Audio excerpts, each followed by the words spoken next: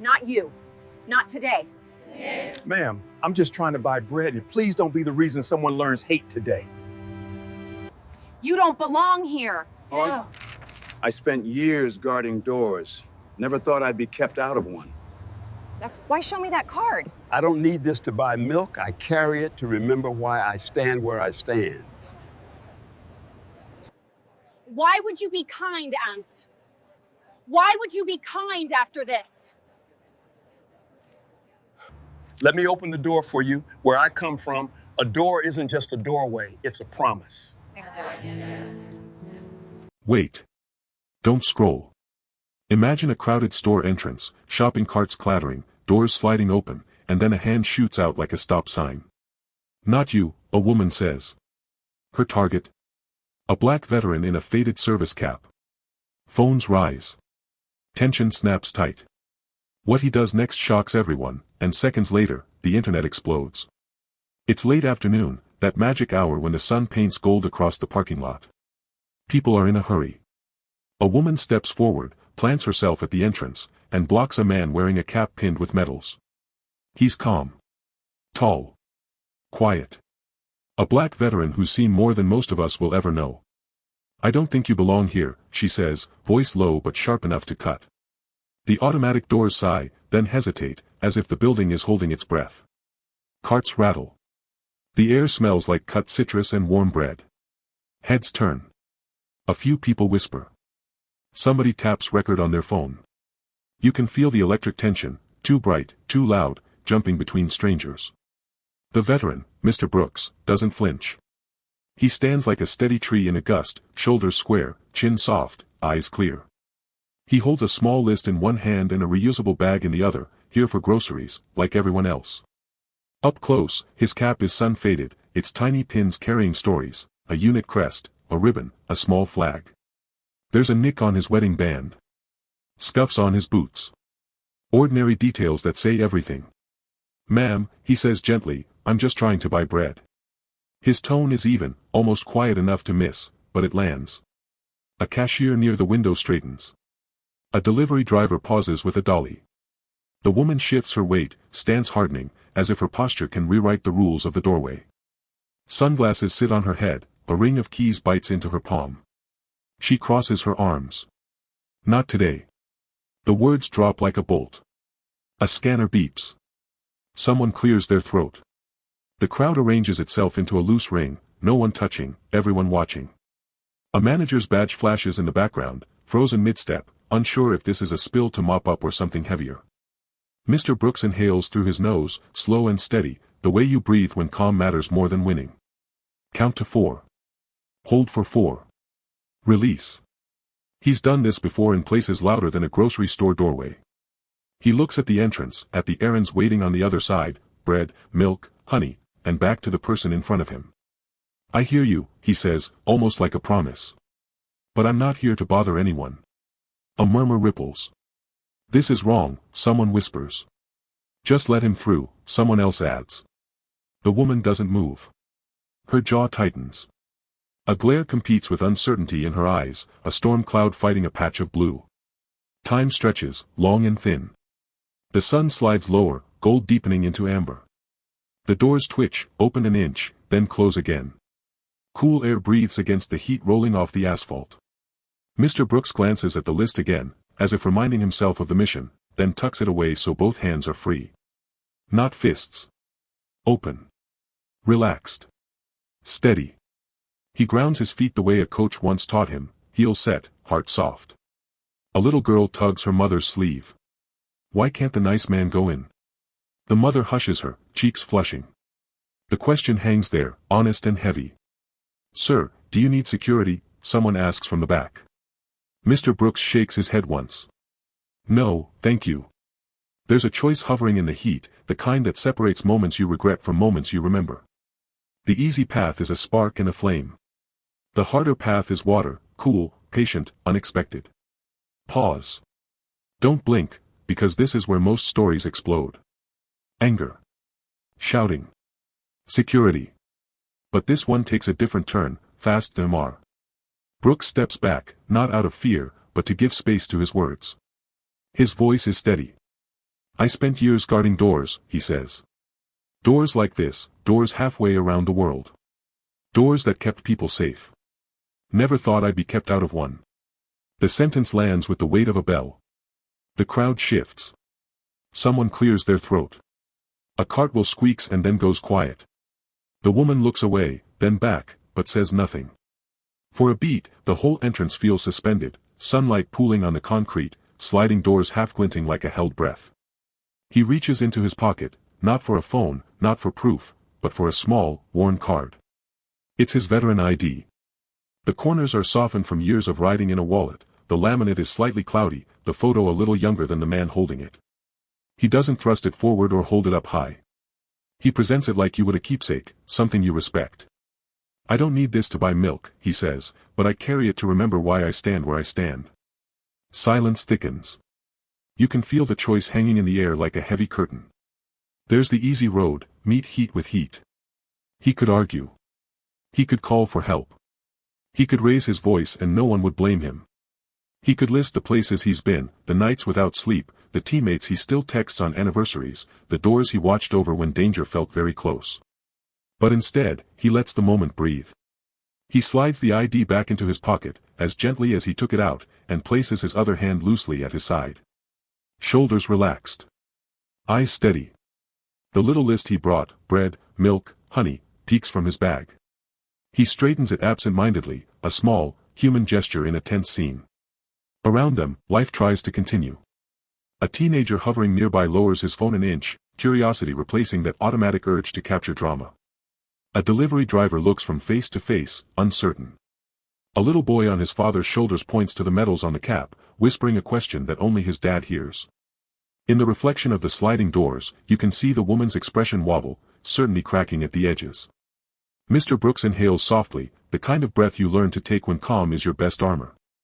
Somewhere in his memory, a sergeant's voice repeats a lesson from long ago, own the pause. Let the room see who you are. He's not here to win a scene. He's here to keep dignity intact, hers, his, everyone's. Ma'am, he adds, still measured, where I come from, a door is not just a doorway. It's a promise. You respect it, and it respects you. The woman's hands tighten around her keys. She studies him as if trying to reconcile the quiet power in front of her with whatever story she told herself a minute ago. A flush rises on her cheeks. She swallows, but stays planted. A couple of onlookers glance toward the customer service desk, expecting intervention. A manager peeks around a display of paper towels and steps back again, sensing that something rare is happening here, something delicate that might not survive a heavy hand. He could end it with a complaint. He could force a path. He could lean on the authority his service earned him. But he chooses something disarming. Something that doesn't match the script of 1,000 viral clips. Let me open the door for you, he says to the woman. It's simple. It's unexpected. It lands like cool water on a hot day. A few heads tilt. Eyebrows lift. A murmur slips through the semicircle of strangers, did he just say that? Mr. Brooks shifts a half step, not crowding her, not capitulating, just creating a new shape to the moment, one where courtesy leads. He angles his palm toward the entrance, offering. Not insisting. He doesn't move too fast. He doesn't move too slow. He gives her time to choose who she wants to be on the other side of this moment. The woman blinks. The keys in her hand stop jangling. Her shoulders lower a fraction of an inch. You can see the battle in her eyes, pride on one side, possibility on the other. She expected pushback. Instead, she's being offered respect she didn't extend. That can change a person. A breeze slips in, carrying the smell of coffee from the in-store cafe and the sweetness of bakery loaves. The sun catches the edge of his cap, lighting the tiny pins that mean more than they show. A cashier near the window presses a hand to her heart. The teenager pauses his recording completely, as if instinctively understanding that some moments are better witnessed than captured. The crowd leans in. Wait for it, this is the moment everything flips that he steps to the side and gently pulls the door open. He stands there, not blocking, not pushing, inviting. The sliding doors hush like a secret. A mother with a toddler squeezes past with a grateful smile, whispering, "Thank you," as the child waves a sticky hand. A teenager with earbuds gives a tiny nod, the universal, "I see you." Even the woman who tried to stop him hesitates, confused by kindness that doesn't match her script. Her fingers clutch her keys, then loosen. Go ahead, he says. We're all neighbors here. The words are simple, but they land like a soft bell. A cashier watching from inside wipes a tear, her hand hovering near the register as if steadying her breath. A man in line lowers his phone, embarrassed by his first instinct to film instead of help. Eyes meet and then look away. People are doing the quiet math of conscience. The woman's face softens, just an inch.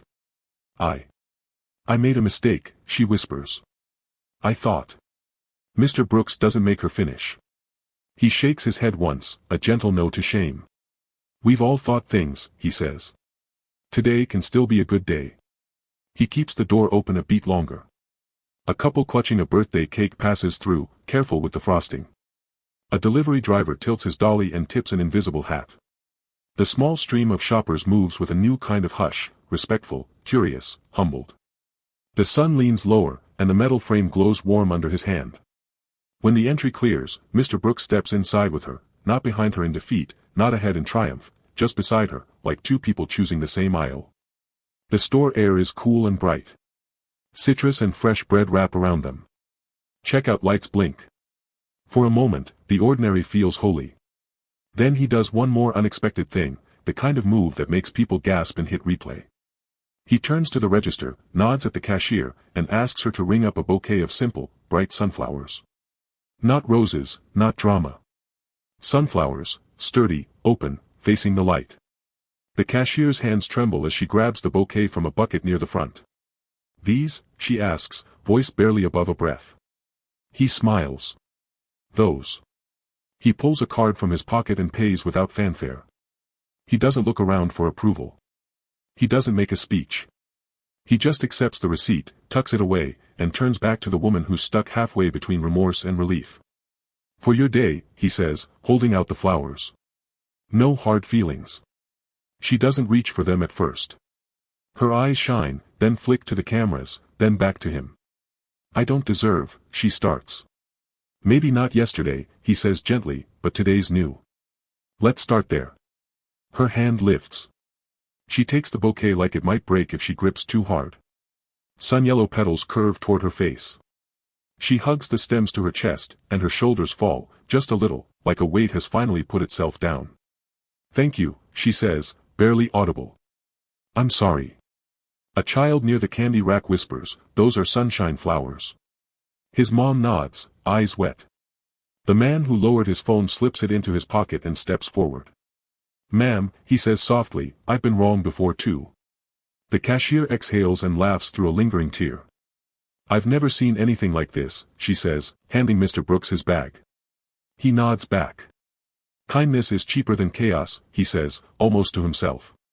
Shock. Relief.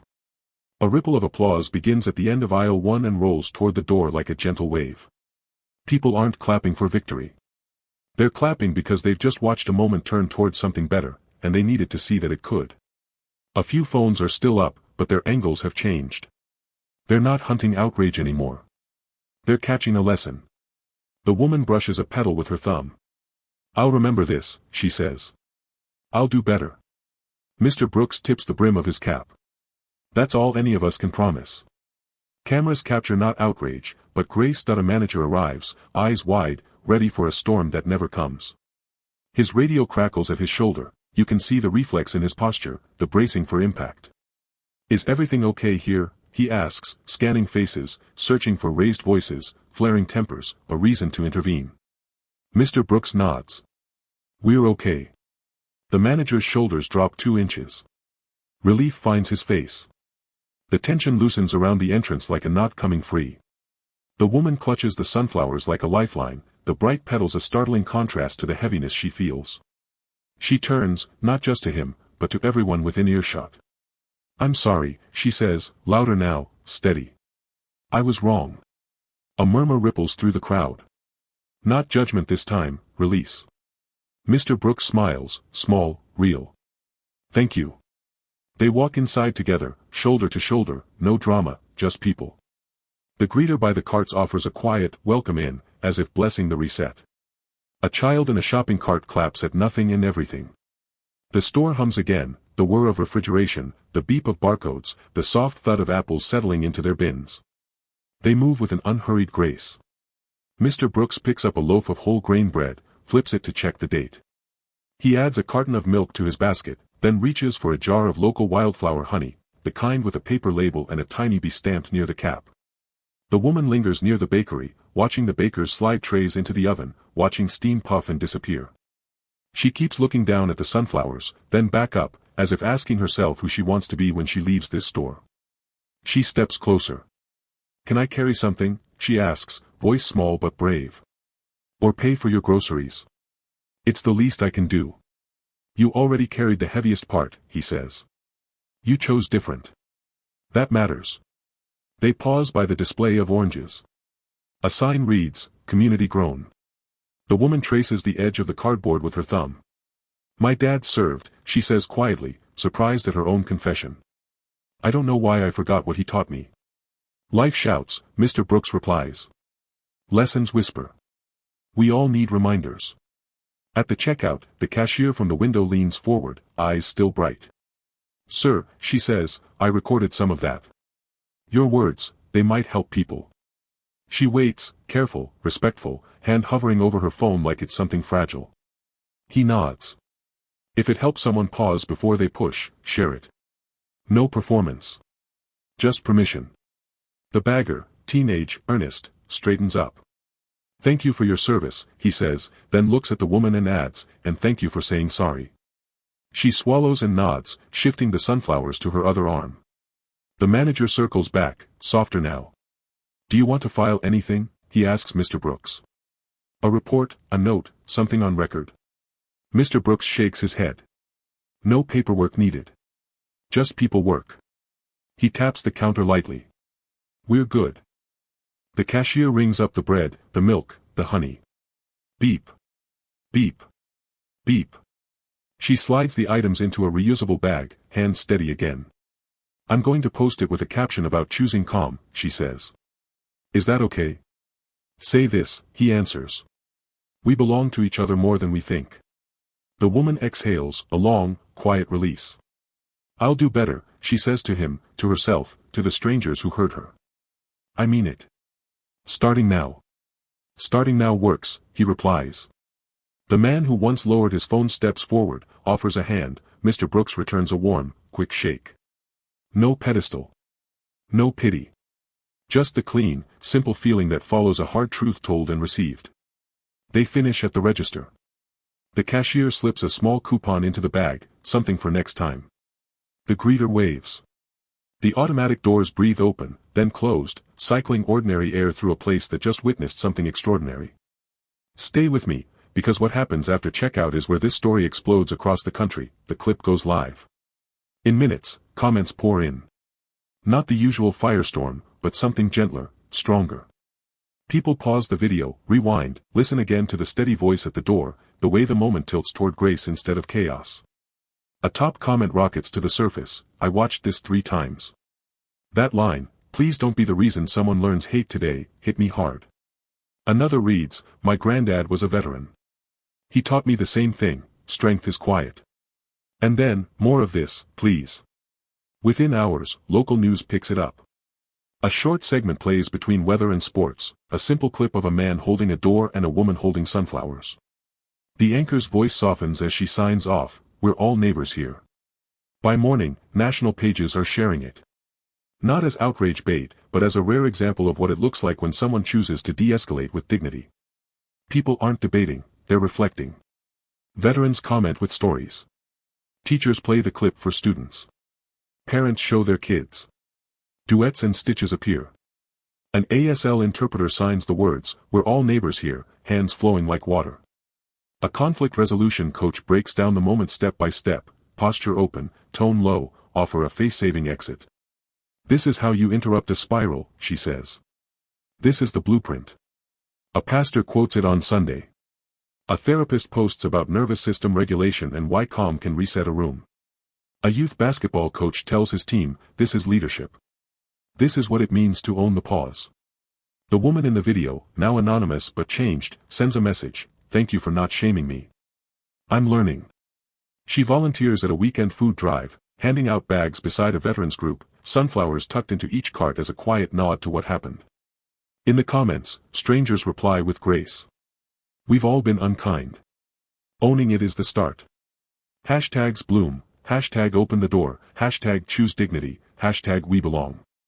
A small-town librarian prints the phrase, "We're all neighbors here," on a poster by the entrance. A high school principal plays the clip during morning announcements and starts a door duty rotation where students greet classmates and hold the door, not as punishment, but as practice. A dad films his 5-year-old opening the grocery store door for a line of elders. The kid beams like he's carrying the sun. Sunflower challenge, someone captions, and for a week you see bouquets appear on porches, in break rooms, at hospital nurses' stations. Veterans weigh in from everywhere. He reminded me of my CO, one writes. Lead with calm. Another adds, you can be strong without being loud. A woman whose brother didn't make it home comments, this gave me a good cry. Thank you for honoring the uniform by honoring the person in front of you. The thread becomes a quilt, different lives, same longing for better. The grocery chain releases a short note, our doors are open to everyone. Thank you to our community for choosing kindness. They post a photo of a small sign now taped near their entrance, open doors. Open hearts. We're all neighbors here. No fanfare, just a reminder. Journalists call. Talk shows email. Mr. Brooks doesn't claim hero status. He goes back to his life, his garden, his morning coffee. He declines most interviews, sends a simple statement when pressed, it's not about me. It's about the choice available to all of us, every day, at every door. He visits the store again the next week. Fewer phones rise this time. More people just nod hello. In classrooms, students write about moments they wish they could redo. A shy 7th grader reads his aloud, next time, I'll open the door. A city bus driver tapes a sunflower sticker by the fare box. A police academy includes the clip in a de-escalation lecture. A college media class analyzes why this cut through the noise, it showed repair, not just conflict. The numbers soar, millions of views, translations in half a dozen languages, but the comments stay human. I showed this to my mom. We haven't talked in months. We talked tonight. I was the woman once. I'm trying to be different now. He gave her a way out. That's rare. That's brave. His words keep echoing, we're all neighbors here. Choose dignity. Open doors. And that is the moment that went viral, not because of anger, but because one man chose a different power. The kind that lifts instead of crushes. The kind that says, let's be better, together. If this story moved you, even just a little, tap like right now so more people see it. Share it with someone who needs a reason to believe in calm over chaos. And subscribe for more true, uplifting stories that restore faith in everyday courage. New episodes drop soon, and you won't want to miss the next jaw-dropping moment of grace. Question for you, if you were standing at that door, what would you have done in Mr. Brooks's place, and what words would you choose? Drop your thoughts in the comments. Your answer might be the spark someone needs today.